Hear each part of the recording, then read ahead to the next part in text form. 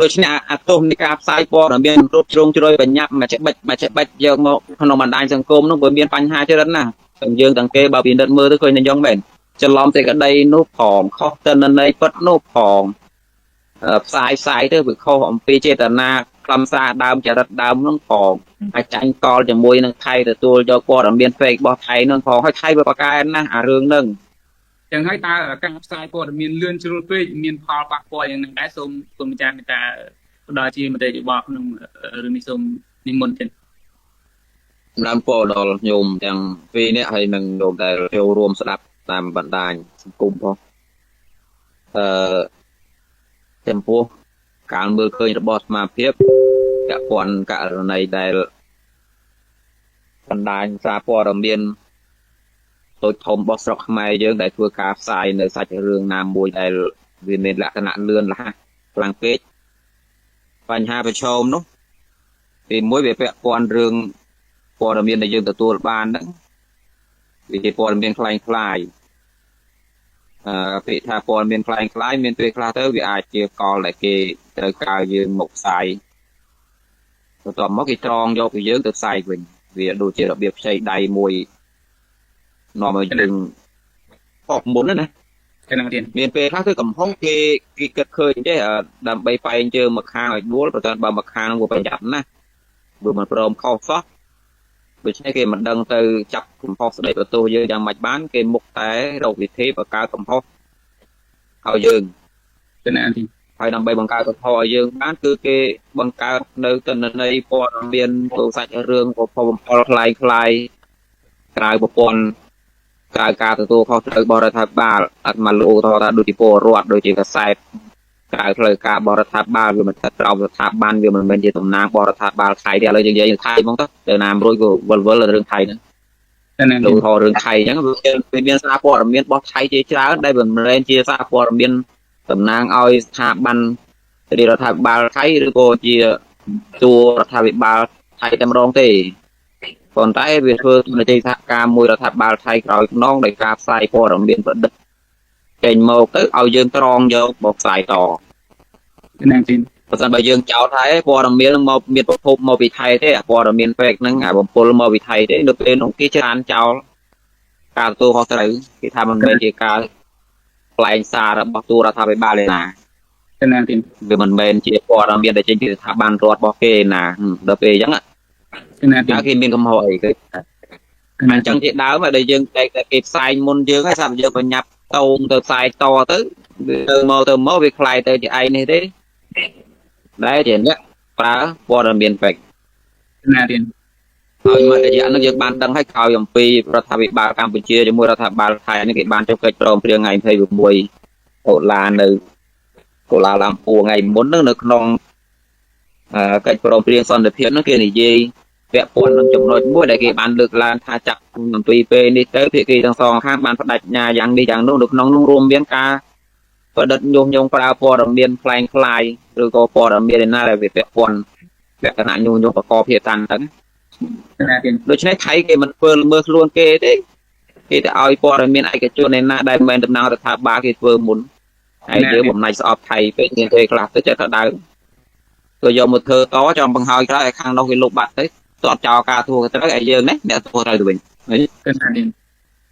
អាហ្នឹងវា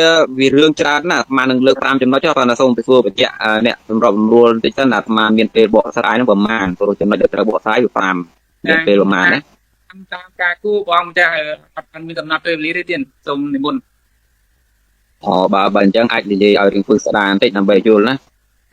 វាប្រឈមកតាទី1វាប្រឈមរឿងយើងចាញ់កលគេហ្នឹងដោយគេជួអាចឲ្យគេមិនលៀងហើយអ្នកលៀងអាចទៅវិញណាទៀតអាហ្នឹងគឺបានមកពីគេណាណាទៀតមួយទៀតអារឿងនៅក្នុងចំណុចមួយហ្នឹងដដែលតាក់ទងរឿងយើងផ្សាយកញ្ញាប់ពេកមានពេលខ្លះទៅវិតម្លៃរឿងនោះវាត្រូវរឿងណាទៀតតែផ្សាយកញ្ញាប់វិតម្លៃទៅត្រូវរឿងហើយយើងខ្មែរយើងបើបន្ទោសអស់លោកខ្មែរយើងទៅគាត់ចេះតែខឹងគាត់ចោទថាយើងស្ដីថាគាត់លោកគាត់ទទួលយកបានប៉ុន្តែឃើញគាត់រឿងចង់មែនខ្មែរយើងមិនមែនជាមនុស្សដែលប៉ុនមើលខ្លឹមសារយល់ទេណាទៀតបើហ៊ានថាតសេស្អីរឿងវែងសារព័ត៌មានឬក៏ទៅនៃណារឿងវែងហ្នឹងគាត់មើលតាមតិចតួចគាត់លេង គាត់ចូលចិត្តអ្វីណាដែលគេនិយាយស្ដាប់ឲ្យខ្លីទៀតផងឆាប់យល់ដូច្នេះខ្មែរយើងត្រូវអាសូរពួកគាត់ដែរពូជសាសយើងមិនប្រសពអារឿងមើលខ្លឹមសារអីវិញហើយវាតម្លៃត្រូវតាមការពិតទេច្រើននឹងវាតម្លៃខុសដោយអចេតនាទៀតផងហើយចុះមិនថាយើងយកព័ត៌មាននឹងវាតម្លៃមិនត្រូវសាច់រឿងដើមរបស់គេ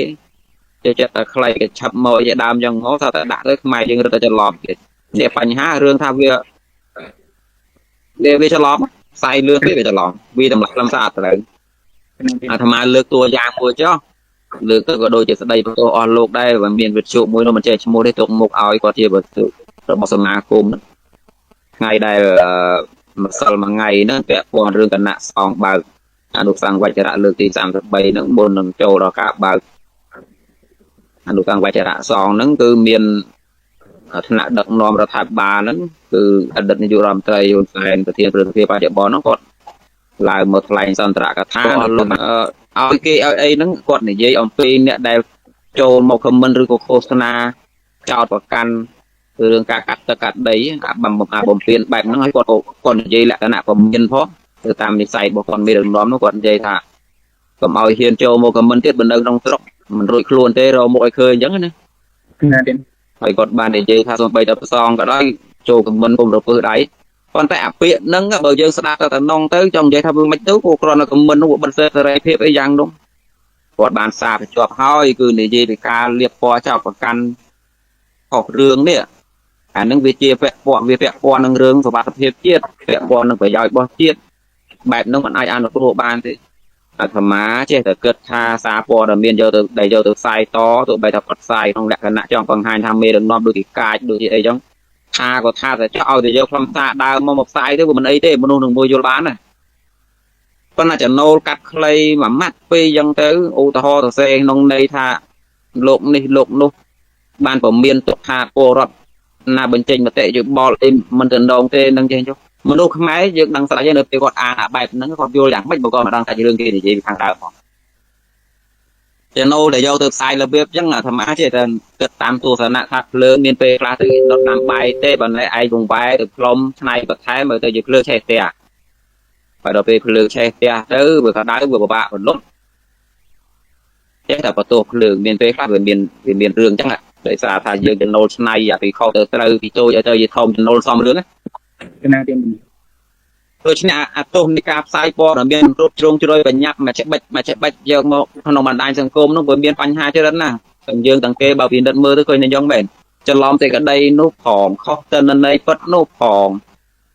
ផ្សាយទៅវាខុសអំពីចេតនាខ្លឹមសារដើមចរិតដើមនោះផងអាចចាញ់កលជាមួយនឹងថៃទទួលយកព័ត៌មាន fake របស់ថៃនោះផងហើយថៃវាបកកើតណាស់អារឿងហ្នឹងអារឿងបកកើតព័ត៌មានតែប្រដេថាប្រដាស់អានេះថាបន្តិចនោះថាបន្តិចបន្ទាប់មកវាលុបអោលវាធ្វើមិនដឹងមិនធ្វើមិនលឺហើយចំណៃអ្នកត្រង់យកទៅវាយើងថាទទួលក៏ត្រូវវិញ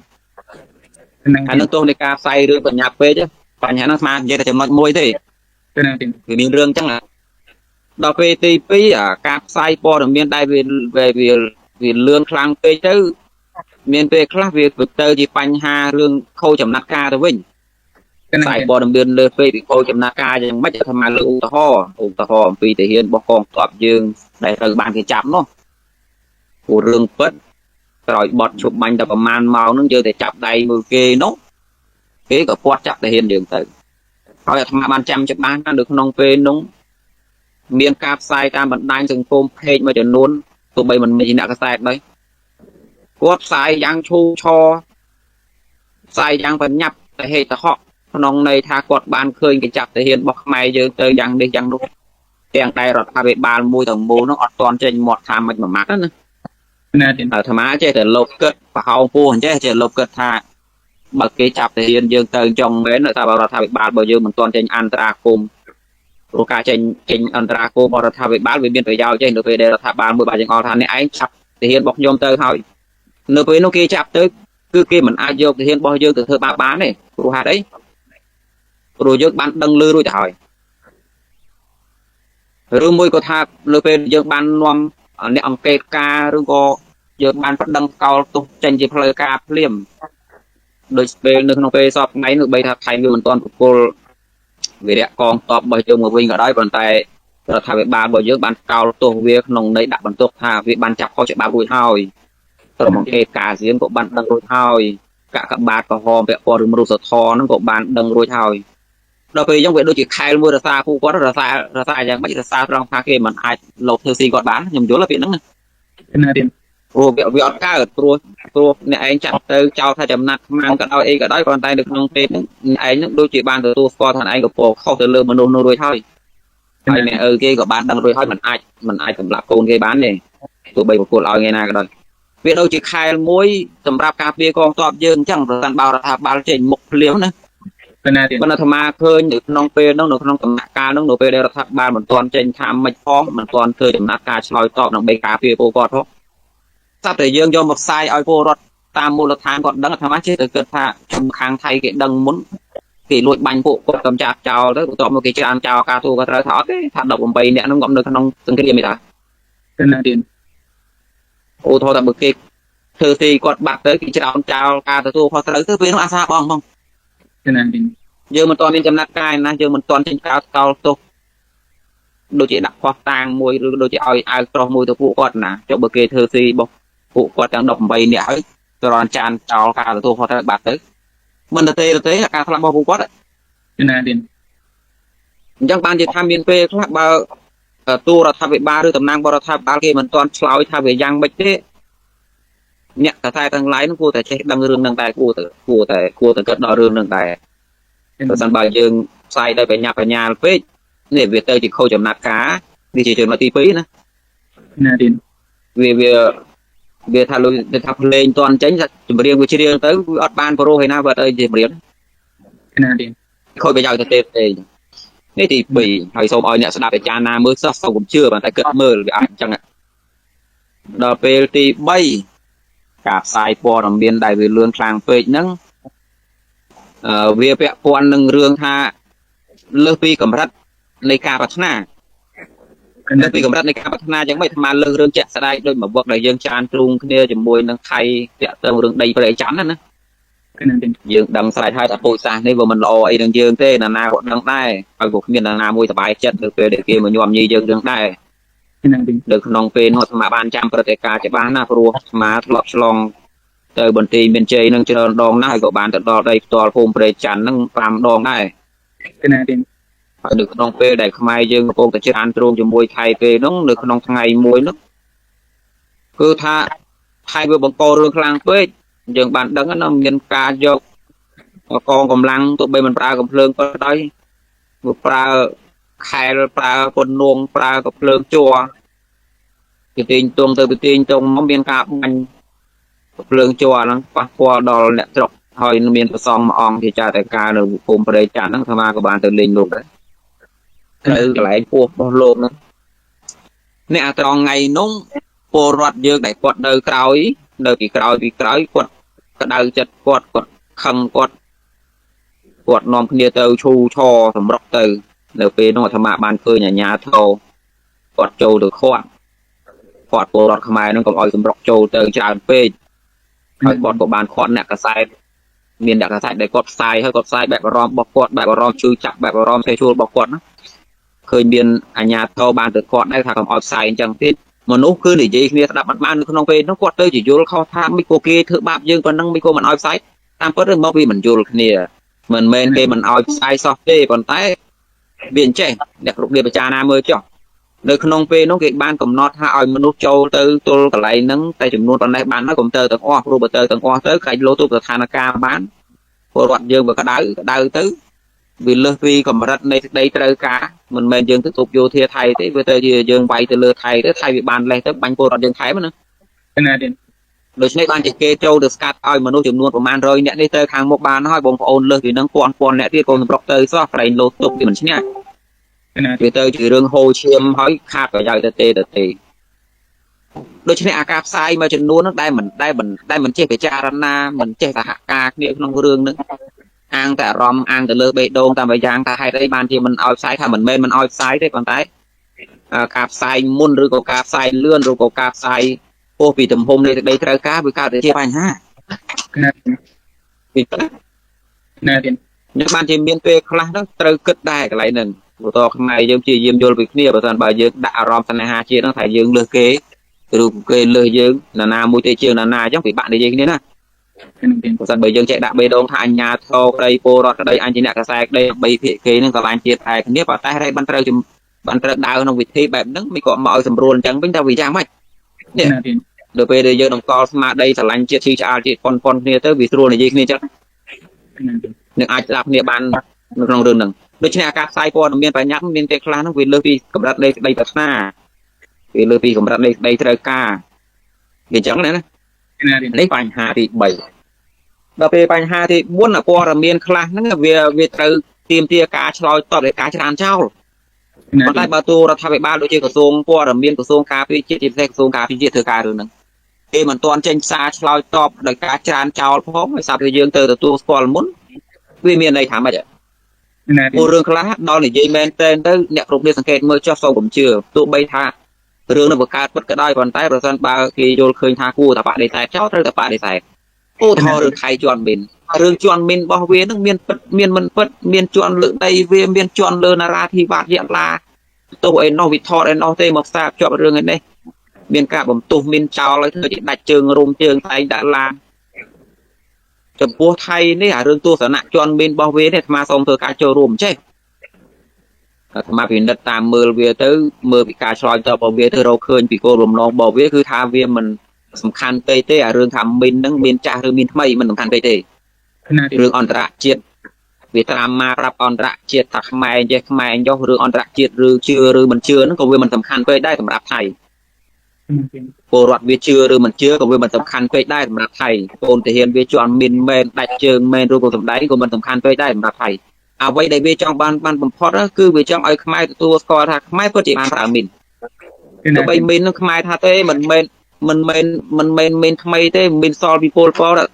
អានឹងមិនសំខាន់ពេកទេសំខាន់ឲ្យតែខ្មែរប្រងទទួលស្គាល់ថាឥឡូវមីនហ្នឹងគឺបានកើតឡើងមែន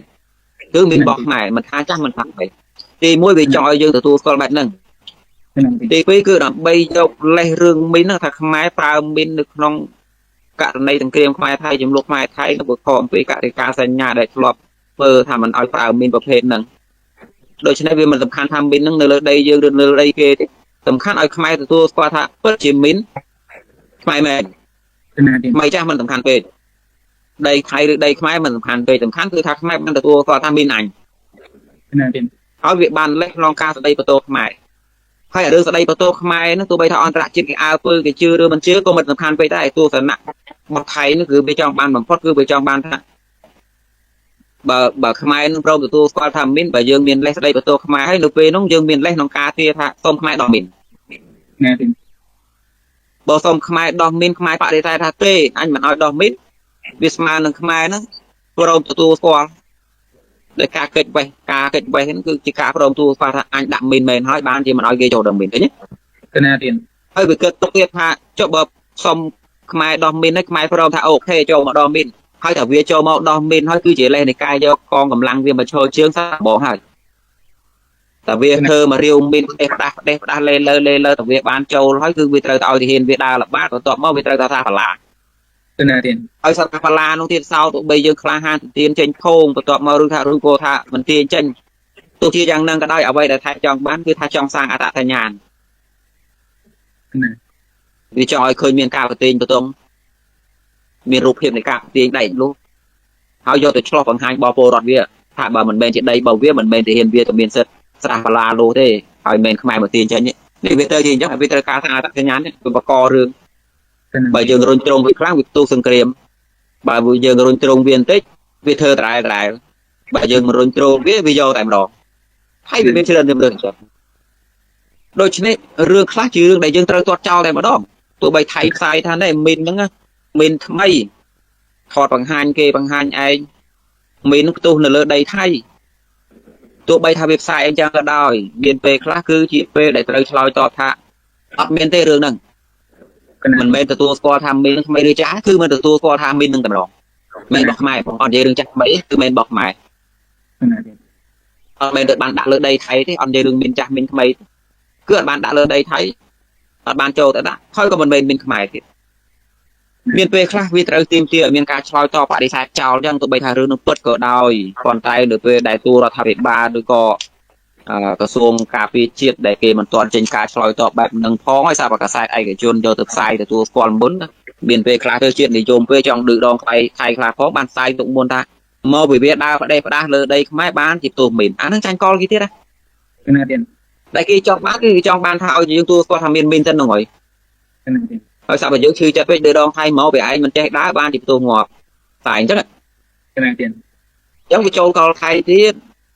វាចូលកលនៅត្រង់ថាសំខាន់នៅត្រង់ថាខ្មែរបានទទួលស្គាល់ហើយឃើញឃើញកសែតវាត្រង់យកពីយើងទៅផ្សាយវិញថាខ្មែរទទួលស្គាល់មាននឹងចង់មែនឃើញមួយទៀតចំណុចនឹងតដែលអាត្មាលើកឧទាហរណ៍មួយទៀតលោកឧទាហរណ៍ថានិយាយពីរឿងសង្គ្រាមទៅចោះក្រោយបែកគ្នាហ្នឹងយើងពលរដ្ឋខ្មែរយើងមិនទៅចែកគ្នាបែកម៉ាំរឿងថាឈរជើងបានតាណាបានគេតាណាបានយើងមិនអញ្ចឹងហ៎យកបានឃើញណារឿងហ្នឹងឥឡូវសូមអ្នកគ្រប់គ្នាគិតចេះអាថ្មឧទាហរណ៍ទេជាការសន្មត់ក្នុងវងកញ្ចក់នេះជាការសន្មត់ទេមិនពិតទេឧទាហរណ៍ថាយើងវាយដងដីតែមានចំនួនជាមួយថៃមិនទាន់ដាច់ស្រេចហ្នឹងក្រោយបត់ជប់បាញ់នេះស្រាប់តែថាមានដីប្រហែលជាកន្លះហិកតាហ្នឹងត្រូវបានធានថៃឈរជើងទៅចោះថាពីមុនយើងធ្លាប់ឈរជើងឥឡូវថាទៅវាឈរជើងឧទាហរណ៍ថាអញ្ចឹង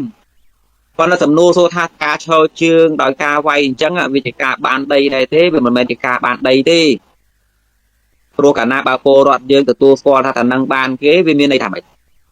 បើមួយពីរម្នាក់ពីរនាក់មិនអីណាចុះបើមកប្រទេសនាំគ្នាសូថានឹងបានគេហើយគេយកបានហើយមានន័យថាយើងទទួលស្គាល់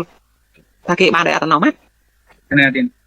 ហើយគេនឹងយកពាក្យរបស់យើងពលរដ្ឋខ្មែរព្រមទទួលស្គាល់ទៅប្រាប់ពលរដ្ឋវិញខ្មែរបានទទួលស្គាល់ថានឹងថាជារបស់ថៃ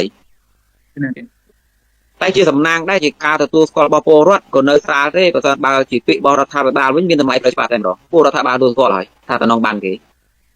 ដូច្នេះវាមិនមែនជាពេលដែលយើងត្រូវផ្សាយថាបានគេឬបានយើងទេវាមិនមែនជាពេលដែលត្រូវយើងផ្សាយសម្រាប់ថាបានគេបានយើងទេព្រោះតែដីដែលហៅថាបានណាសម្រាប់ថាបានគេបានយើងវាត្រូវឆ្លងកាត់ដោយគណៈកម្មការព្រំដែននីតិវិធីនៃការបបកោព្រំដែននីតិវិធីនៃការវាស់វែងខ្សែបន្ទាត់ព្រំដែននីតិវិធីនៃការផលិតផែនទីបន្ទាប់មកយកផែនទីហ្នឹងទៅឲ្យភាគីប្រទេសសងខាងព្រមព្រៀងគ្នាធ្វើជាច្បាប់បោះពុំហើយត្រូវយកទៅប្រគល់ឲ្យអង្គការសហជីវជាតិឲ្យគេទទួលស្គាល់មកតទៀតចាប់ពីពេលនោះបានយើងអាចនិយាយបានថាដីតាណាជាដីគេដីតាណាជាដីយើងប៉ុន្តែនៅក្នុងចន្លោះពេលនេះបើថៃគេចូលមកឈ្លានពានសោះថាអញ្ចឹងចុះឥឡូវយើងចោលគេថៃយ៉ាងសិនហើយស្រួលនិយាយគ្នាថាគេចូលមកឈ្លានពានសោះបើចោលក៏រត់ចូលជើងហើយយើងមិនទាន់ដេញវាចេញបានហៅថាបានយ៉ាងម៉េចមានពេលខ្លះទៅវាពាក់ព័ន្ធនឹងរឿងថាដីទៅហ្នឹងយើងត្រូវរុញទ្រូងវាទៅវិញដូច្នេះនៅក្នុងចន្លោះពេលហ្នឹងយើងមិនត្រូវនិយាយថាបានទៅគេអញ្ចឹងទេវាពាក់ព័ន្ធនឹងរឿងប៉ះពាល់រឿងទឹកចិត្តរបស់កងទ័ពដែលគាត់ខំតស៊ូណាអាត្មាលើអូតថាបើភ្នំមួយ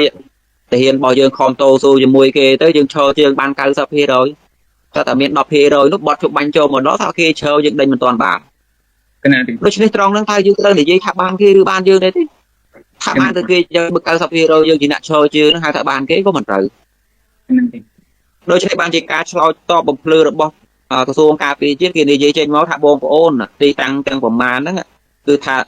តាំងពីមានការវាយគ្នារហូតដល់ចូលដល់បត់ជប់បាញ់នេះគឺថាកងកម្លាំងខ្មែរយើងបានរក្សាពរណភាពទឹកដីរបស់យើងទាំងអស់មានន័យថាគាត់ឈរជើងគ្រប់តែកន្លែងពេលបែបនោះវាអត់ខុសហើយណា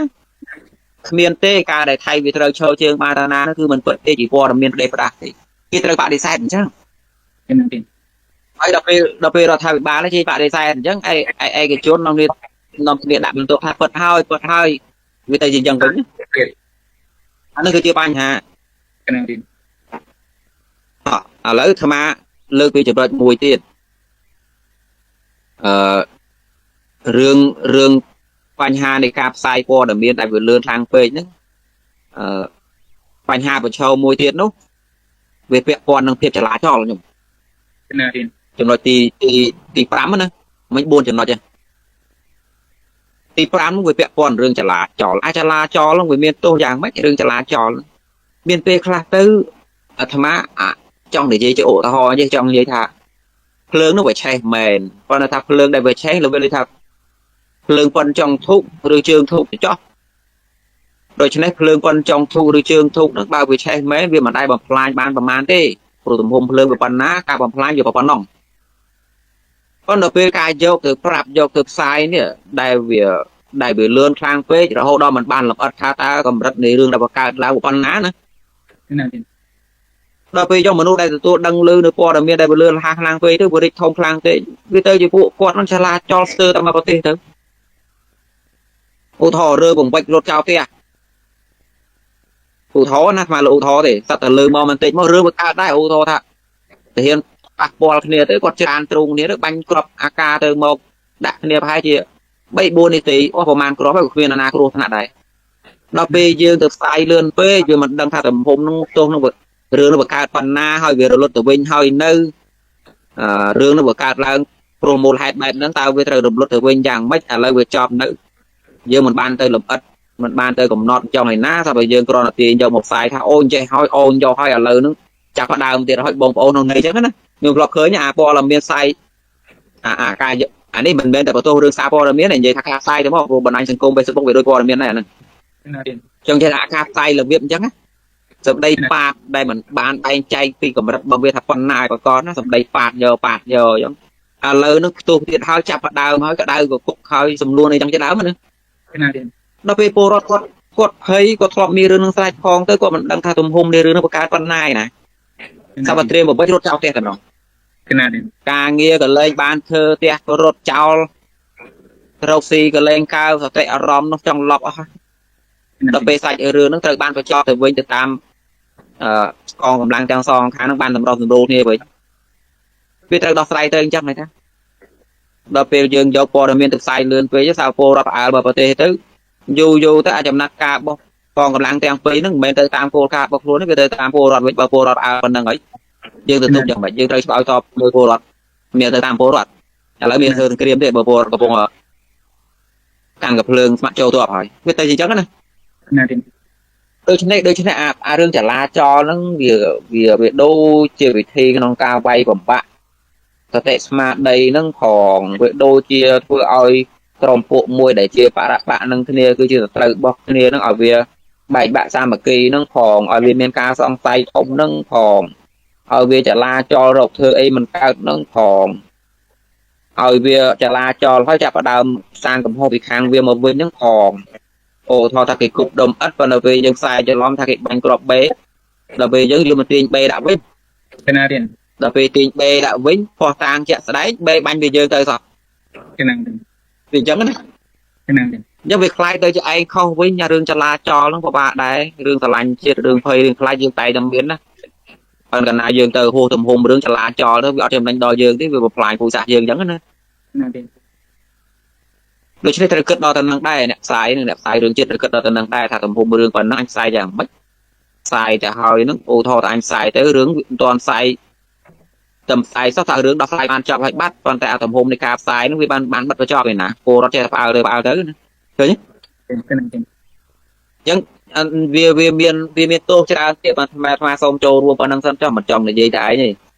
ចង់និយាយថាវាមាន5យ៉ាងហ្នឹងដែលជាបញ្ហារឿងស្អែកលឿនណាជាពិសេសរឿងចាញ់តល់ថៃទៅថាគេអ្នកជួបអាចឲ្យយើងអ្នកលៀងគូឲ្យគេនេះគឺយើងច្រើនចាញ់គេទៅហ្នឹងរឿងស្អែកលឿនណាដូច្នេះសូមចូលរួមប៉ុណ្ណឹងសិនសូមចូលរួមប៉ុណ្ណឹងសិន cái nào xong rồi phải một cơm tiền